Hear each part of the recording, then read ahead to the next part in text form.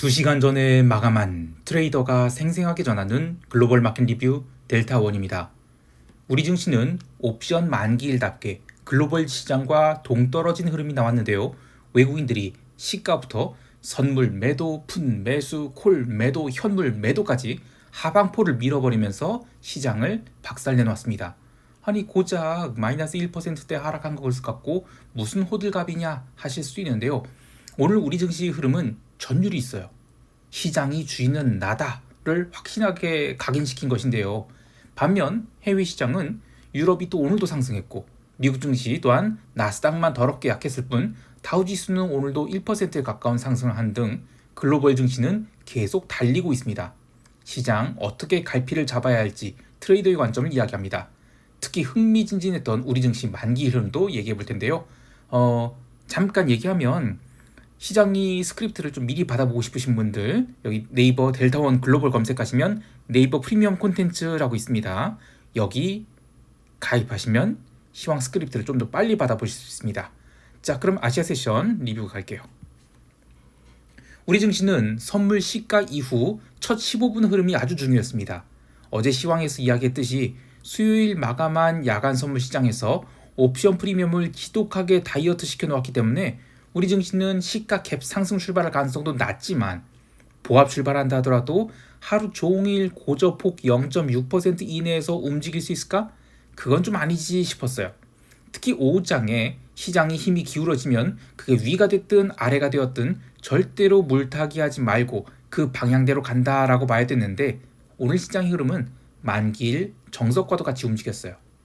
야간 선물 마감처럼 소폭 갭 상승 출발한 선물 시장은 1분도 안 돼서 바로 음봉을 맞기 시작했고 그렇게 강보합권까지 내려오고 나서도 계속 매도가 쌓이니까 9시 3분에는 투매로 인해서 선물이 373.6포인트까지 내려오게 됩니다. 8시 45분부터 9시 3분, 30분이 아니고요. 3분이에요. 딱 18분 만에 고점에서 3포인트를 밀어버린 것이죠. 전일 양 옵션이 잔뜩 다이어트 되어 있어서 2.5포인트도 안 되는 양합이 있었는데 18분 만에 시장을 빠르게 밀어버리자 개인들이 콜 옵션에 가득 물리게 돼요. 자, 그런데 여기서 조금 냉정하게 뜯어볼 필요가 있어요. 개인이 첫 18분 동안 콜 옵션 행사가를 어떤 것을 매수했는지 보면 주로 380, 377 이거 거의 뭐 복권 개념으로 샀거든요. 이것만 벌써 4만 계약을 샀어요. 자, 이렇게 되면 일단 오늘 377.5 이상은 없다고 봐야죠. 자, 그리고 나서 시장이 이건 좀 과했지 하면서 조심스럽게 반등을 하고 9시 30분까지 좀 제법 올라왔어요. 그때 375를 회복했는데 그때 기관들은 계속해서 콜매도 쳤어요. 자, 그러면서 이 양매도장이 진행되는 건가 싶었는데 외국인들이 다시 10시 15분부터 선물 매도를 늘리기 시작했고 또 현물도 매도를 늘렸고 풋옵션 매수 키우고 콜옵션도 매도를 늘리고 아주 대놓고 하방포를 쌓기 시작하면서 오늘이 사단이 일어나게 됩니다. 이때 10시 15분 이후에 기관들도 정신 차리고 아 이거 오늘 양매도장 아니구나 하면서 풋매도 쳤던 거 싹 걷어내기 시작해요. 외국인들은 10시 15분부터 오후 2시 40분까지 선물 매도를 한 규모가 이 장중에 그 구간 동안만 9천억 가까이 돼요. 현물도 11시 40분부터는 그 전까지 그냥 소폭 매도가 있었다면 이후에는 아주 적극적으로 매도를 늘리면서 장마감 직전에 4,400억까지도 현물 매도를 샀죠. 이 만기일에 이 정도 현물 매도가 쌓이면 시장이 심각한 데미지를 입을 수 있는데 개인들은 약간이 눌림에도 계속해서 그냥 콜 매수 늘리고 풋 매수 청산하고 시세에 맞섰죠. 선물이 370.15포인트 찍을 때까지 콜 매수를 그냥 무한 물타기를 하면서 장렬히 전사를 하였습니다. 콜옵션 377, 380이야 그렇다 쳐도 375나 372, 심지어 370까지도 꽝을 낼 줄은 정말 몰랐는데 개인들은 오후 1시 30분에 콜 372에 승부를 걸다시피 대량의 매수 1000계약씩 막 들어왔는데 여러 차례 하면서 옵션 매도자들을 순간 긴장하게 했어요. 옵션이 눌리면서 오후 2시 이후에는 콜 370에도 1000개씩 또 막 지르는 거예요. 막 그러면서 지수가 반등하기 바랬는데 외국인들은 철저히 시장을 짓밟으며 지수를 끝까지 눌러서 마감 동시 효과를 사실상 종가 저가로 쳐박았어요. 아니 홍콩 시장도 좋고 글로벌 증시 다 좋은데 대체 왜 우리 코스피만 이 꼴을 만드는 거냐, 너무한 거 아니냐 하실 수 있죠. 자, 이번 5월물 옵션 시장에서 마켓메이커들이 370에서 350 구간에서 배리어를 쳤다는 이야기 시황에서 제가 여러 차례 말씀드렸죠. 근데 연휴를 마치고 만기주 화요일 딱 보니까 이게 한 방에 배리어를 돌파한 거예요. 그러니까 마켓메이커들이 으아 하면서 이젠 오버나잇 리스크 등 여러 가지 이유로 눈물이 선물 매수, 현물 매수, 콜 매수 상방의 찍을 쫙 했죠. 자, 그러고도 해외 시장 강세를 보이니까 수요일 오후에도 혹시 모르니까 또 상방 해칭을 합니다. 자, 목요일이 됐어요. 만기일. 이제는 제로 DT 세상이 된 거죠. 마켓메이커들은 어차피 내 포지션 이제는 만기 날 다 끝나니까 오버나잇 리스크가 없는 거예요. 무조건 370 이하로 다시 밀어넣겠다 아주 작심을 한 거죠. 어쨌든 370 이하로만 만기 결제 받으면 땡기는 거니까요. 그래서 외국인들이 오후에 아주 닥치고 시장을 하방으로 밀어제겠다 이렇게 보고 있어요. 재미있는 것은 일본 니케이 시장도 요 며칠 아주 그냥 난리 부르스예요.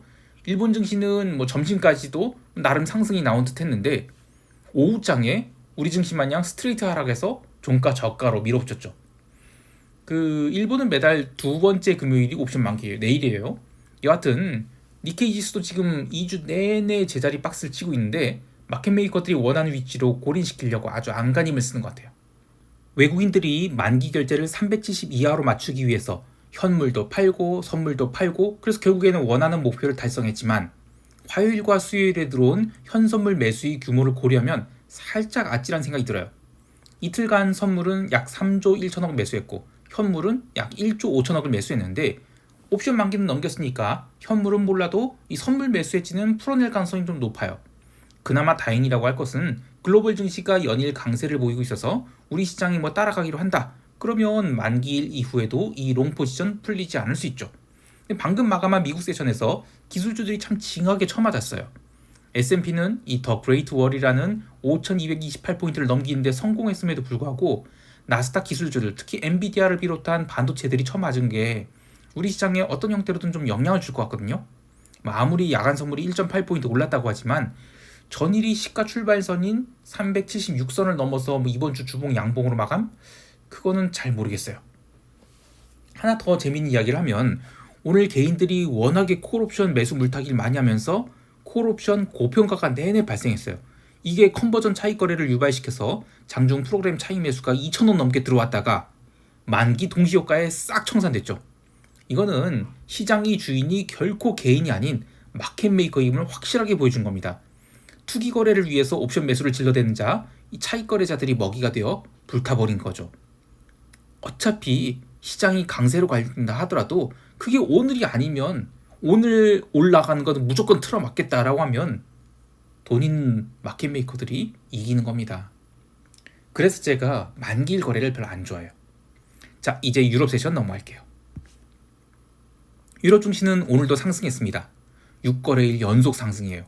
장 초반만 해도 시장이 좀 눌림이 나오는 건가 싶었는데 영란은행이 금리 동결하고 나서도 영국 증시가 상승을 이어가자 리스크 온 흐름이 강력하게 발생하면서 종가 고가로 마감했습니다. 야, 이거 좀 심하지 싶을 정도의 상승인데 특별히 선도하는 종목이 있어서 오른 것이 아니라 기술적으로 이 4월 중순과 5월 초의 저점에서 쌍바닥을 만들면서 저가 매수가 강하게 들어온 것이 이 모멘텀 트레이더들이 추격을 유도해서 이런 상승이 이어지고 있다. 뭐 이런 이야기가 있어요. 무엇이 되었든 이제 다음 주면 미국도 유럽도 옵션 만기주에 들어서게 되죠. 오늘의 상승으로 유로존 콜옵션이 폭발할까 말까 엄청 고민한 채로 마감했는데 미국 지수 선물이 종가 고가로 마감했죠. 그래서 4월에 기록한 연중 고가를 지금 유럽은 0.5%밖에 안 남겼어요. 그러면 아주 가볍게 콜옵션 스퀴즈를 내면서 돌파할 수 있겠다라는 생각이 들어요. 통화시장에서는 영란은행 금리 동결 발표 이후 일시적으로 파운드화가 눌렸지만 이내 회복했고요. 그 베일리 기자회견이 시작되면서 점진적으로 상승하더니 밤 9시 30분 미국 신규 실업 수당청 건수가 예상치보다 크게 나왔죠. 23만 1000건이 나왔는데 그러면서 비달러 바스켓이 강하게 뛰입니다. 그때 이젠 뭐 파운드화도 같이 올라서 종가 고가로 마감했어요. 영란은행이 앤드루 베일리 총재는 아직 기준금리를 인하할 시점은 아니지만 일부 시장 참여자들이 생각하는 것처럼 이 페드는 물론이고 심지어 ECB가 6월에 금리 인하를 안 해도 영란은행만큼은 6월에 금리 인하할 것이다. 이런 것이 기대가 있었는데 그걸 좀 부수는 발언을 했습니다. 6월 금리 결정 전에 인플레이션 지표 2차례 있으니까 이거 좀 확인하고 가자 이런 얘기를 했죠. 그러면서 지금 당장은 6월이 금리 인하 계획하고 있는 것이 없다라고 했어요. 사실 근데 이게 참 애매한 그 영국식 표현이에요. 이게 제가 이거를 뉘앙스를 그대로 뭐 전달을 못 하겠는데 뭐 어쨌든 그러면서 미국이나 뭐 ECB가 먼저 금리 인하하는 것과는 독립적으로 움직이겠다 이런 보험 장치를 걸어뒀죠. 그러니까 여하튼 전반적으로 특별히 시장을 발작적으로 움직이게만 할 뭐 그런 내용은 없었습니다. 채권 시장도 참 조용했어요. 유럽 세션 초반만 해도 장기 채권 위주로 좀 눌림이 나온 듯 했는데 미국 신규 실업 수상 건수가 크게 나오면서 채권이 장기물, 단기물 할 것이다 반등했고 그 새벽 2시 미국 30년 국채 입찰 문항이 넘어갔죠. 그래서 확실하게 채권 시장은 하락을 돌려세우는 모습이었습니다.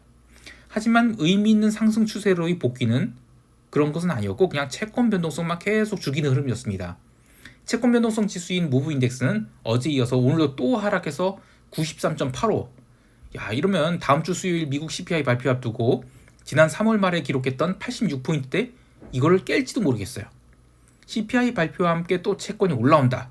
그러면 그 이하로도 변동성이 내려갈 수 있다라고 보고 있습니다. 상품 시장은 기본적으로 비달러 바스켓이 강세를 반영한 움직임이 있었는데요. 어제 미리 올랐던 기름 시장은 유럽 세션과 미국 세션에서 장중 눌림이 나오면 강한 반등이 반복되는 식으로 현물 마감 때까지 텍사스 기름 80달러는 절대 못 넘는다. 이런 매도 압력이 있었던 것 같아요. 그래도 플러스 마감했고 구리는 미국 세션 들어서 비달러가 강하게 위로 돌면서 의미 있는 기술적 반등을 해서 톤당 10,000달러를 향해 발걸음을 돌렸어요. 구리는 지난 4월 말 10,000달러 넘겼다가 5월 한 달 내내 박스권 기간 조정 겪고 있는데 전체 흐름을 본다면 구리 가격은 톤당 10,000달러를 넘어서 한참 더 갈 수 있다라고 보지만 아직까지는 실수요에 의한 구리 상승이 확인되지 않고 있었어요. 그래서 이젠 기간 조정 좀 더 거치는 것이 자연스럽다고 봐요.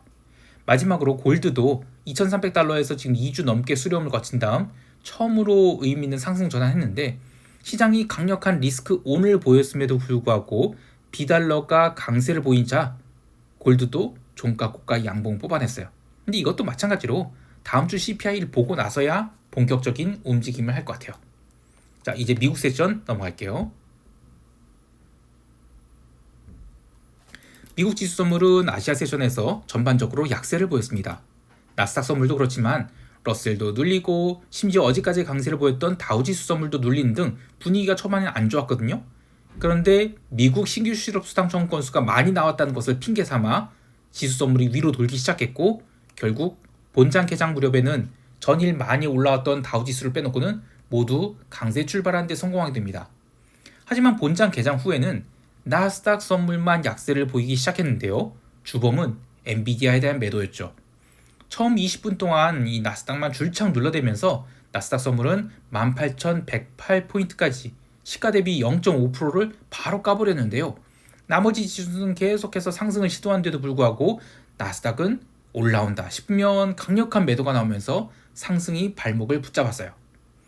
나스닥이 상승을 방해한 종목들은 뭐 엔비디아를 포함해서 브로드컴, 어도비 이런 AI 바스켓들이었어요. 근데 어제 시황에서 설명했듯이 그동안 AI 바스켓에는 애플이 제어되어 있었어요. 근데 이제 애플이 AI 떡밥을 물고 뭐 M4 칩도 발표하고 또 그 데이터 센터에 적용한다 이런 얘기도 있고 있거든요. 그럼 이젠 애플을 AI 바스켓에 편입하지 않을 수 없는 거예요.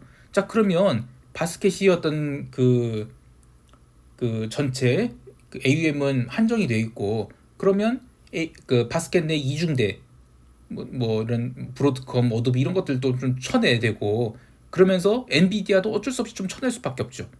자, 그래서 오늘 장중 흐름을 보면 시장이 좀 반등하려 치면 엔비디아를 빵 하고 매도하면서 나스닥을 계속 붙잡았었어요. 아주 환장한 흐름이었죠. 자, 또 하나는 이 ARM 홀딩스예요. 이게 지금 유동 주식이 작고 마켓캡도 어쨌든 나머지 AI 바스켓에 비해서 작지만 그래서 갭다운 세게 나오는데도 저가 매수가 좀 빠르게 들어와서 낙폭 좀 만회했어요. 자, 그런데 이게 진짜 간다고 하면 양봉을 만들어내야죠. 장대 양봉을 만들어야 되는데 그냥 하락을 간신히 틀어막은 것이다? 그럼 또 이야기가 달라지는 거예요.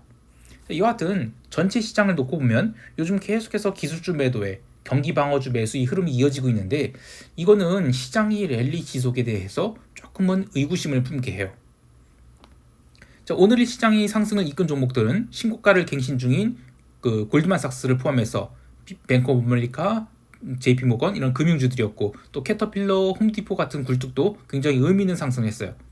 기름주 주식도 엑소모빌이 2% 넘게 오르는 등 AI 딱지가 붙은 거 빼고는 뭐 거의 다 좋았던 것 같아요. 하나 더, 이스라엘이 기어코 라파 진입을 했죠. 그래서 어제 오늘 RTX 같은 이 방산주가 계속 오르면서 신고가 갱신하는 것도 있네요. 시장이 이렇게 얌전히 오르면서 변동성은 또 하락했어요. 제가 변동성 선물 오로볼 할 때 스프레드가 0.5포인트였는데 이제 0.7포인트로 벌어졌습니다. 그러니까 이건 뭐냐면 근월물 변동성은 계속 죽고 있지만 6월물 변동성은 잘 안 죽는다는 것인데 6월물 변동성은 뭐 잔존일 많이 남기도 했지만 지금 이 변동성 수준은 이 매도할 게 아니라 매수를 쌓아놔야 된다 이런 의미이기도 해요. 자, 시장에서 하나 더 볼 것은 S&P 지수가 이른바 그 더 그레이트 월이라고 부르는 5228포인트를 넘긴 것인데요. 유럽 증시가 워낙 강세로 마감하다 보니 함께 따라 올라간 것은 인정하지만 이후에도 나스닥 AI 관련 주식이 계속 처맞을 때도 굴뚝주들이나 금융주들이 시장을 계속 받쳐서 올라가면서 결국에는 만리장성을 넘겼고 결국 지수는 오후장 들어서 쇼 포지션 조금씩 손절되면서 종가 고가로 마감하게 됐어요. 이 자리가 왜 이 만리장성이라고 불리는가 하면 4월 들어서 시장이 빠르게 하락하면서 CTA들이 그러니까 10월부터 들어오는 CTA들이에요. 이게 롱 포지션을 철수하고 나서 반등 시마다 숏이 조금씩 쌓이기 시작했거든요. 자, 그런데 S&P가 5228을 넘으면 숏들이 기계적으로 철수할 수밖에 없어요. 그래서 이게 굉장히 오늘 그 만리장성을 넘긴 게 의미가 있습니다. 자, 이제 시장 총평하면서 대응 전략 이야기할게요. 우리 증시는 어느 정도 갭 상승이 예상되긴 하지만 전일이 눌림을 모두 만회하는 상승은 나오기 어렵다고 보고 있어요. 글로벌 플레이어들이 AI 테마 바스켓을 조금씩 비중 축소하고 있다고 보는데요. 우리 증시도 그 테두리를 벗어나기는 어렵다고 보고 있어요. 다만 옵션 변동성이 계속 줄어들고 있어서 풋옵션 시세가 난다? 이런 거는 좀 어려워 보여요.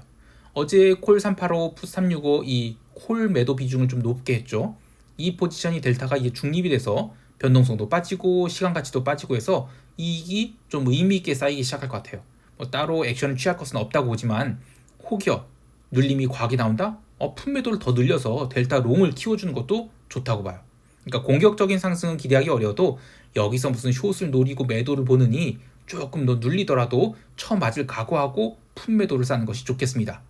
종합주가 지수 2700 이하로 눌리는 것은 최소한 다음 주 초반까지는 뭐 나올 것 같지도 않고 단기 매수의 기회로 보고 있습니다. 해외 시장에 대해서는 이제 포지션을 변동성 선물 6월물 매수분 10개 빼고는 모두 다 청산했어요. 오지달러 롱 포지션 참 오래 끌고 왔죠. 어제 다 청산하면서 해외 계좌는 좀 새로운 마음으로 포지션을 잡아나가 볼 생각이에요. 비달러의 강세가 좀 더 이어질 것 같지만 전체 시장 변동성이 지나치게 주고 있어서 조금 더 분위기를 좀 파괴될 것 같고 또 건강 문제도 있고 해서 주말을 편하게 넘기기 위해서 다 치워버렸어요. 참고로 변동성 선물 6월물은 지금 잔존기간 워낙 많이 남아있는데 지수가 여기서 뭐 추가 상승한다? 그러면 콜감마가 살짝 터질 수도 있어요. 변동성 오를 수 있다는 얘기죠. 그래서 그대로 홀드하는 것이고요. 혹여 지수가 별다른 변동이 없어도 웬만해서는 이거 다칠 일이 없다라고 보고 청산을 안 한 거예요. 하지만 이것 빼고는 나머지 다 치운 거나 마찬가지죠. 그래서 계좌를 그냥 다 비웠다라고 생각하시면 됩니다. 시장이 하는 사이에 많이 올라왔는데 아직은 숏으로 볼만한 게 뭐가 없어요. 그래서 이른바 선빵 매도를 잡고 내려가 주시옵소서 이럴 필요는 없다고 봅니다. 하지만 변동성이 지나치게 낮은 수준이란 감안해서 뭔가 이상하다 싶으면 바로 도망칠 수 있는 준비를 하는 것이 좋겠습니다. 자, 오늘도 성공 투자하시길 바라고요. 이상 델타원이었습니다. 감사합니다.